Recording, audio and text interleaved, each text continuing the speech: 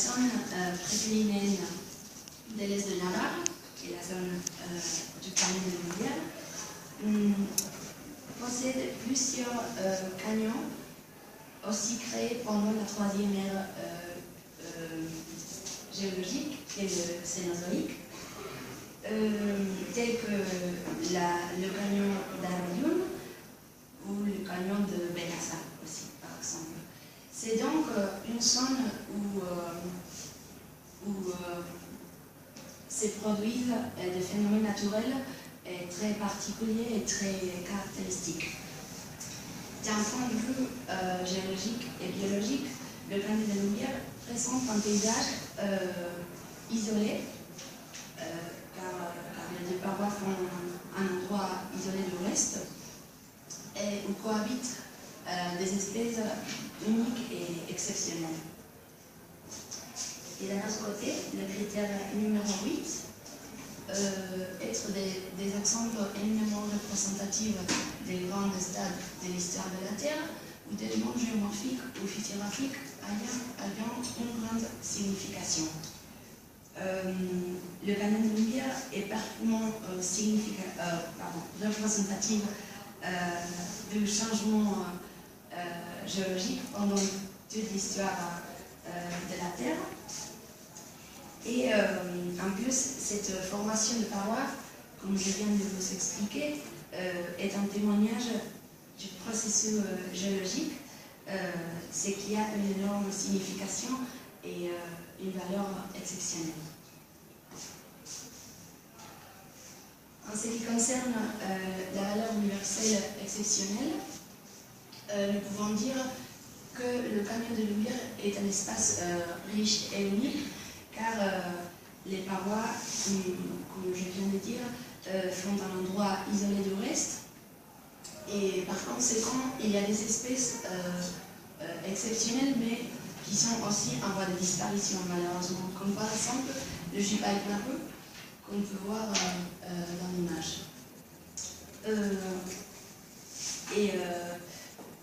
Grâce à cette isolation, on y trouve un environnement d'une biodiversité exceptionnelle en ce qui concerne la faune et la flore. Et c'est pourquoi cet endroit, c'est un témoignage de l'histoire de la Terre pendant des millions d'années.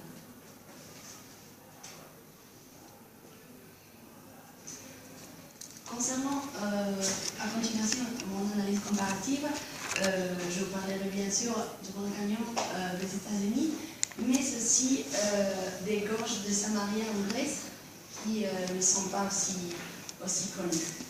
Bien, le Colorado a été nommé par l'UNESCO un bien protégé, patrimoine mondial, en 1979, et quelques années plus tard, en 2003, les gorges de Samaria. Donc, après avoir fait de la recherche, il est vrai, il y a plusieurs canyons qui sont protégés par l'UNESCO, mais par contre, aucun ne se situe en Espagne. Et c'est pour cela que je considère que le canyon de Louvière, ou bien, pourquoi pas, toute la zone prétélinéenne de l'est du Navarre, pourrait former partie de la liste de l'UNESCO à l'avenir. Et pour conclure mon exposé, la promotion et gestion du bien serait principalement pour un plan d'éducation. D'un côté, on diviserait les activités dans le canyon et d'un autre côté, dehors du canyon. Donc, dans le canyon, on ferait des excursions scolaires, mais aussi des visites guidées organisées par n'importe quel groupe de personnes ou quelle organisation.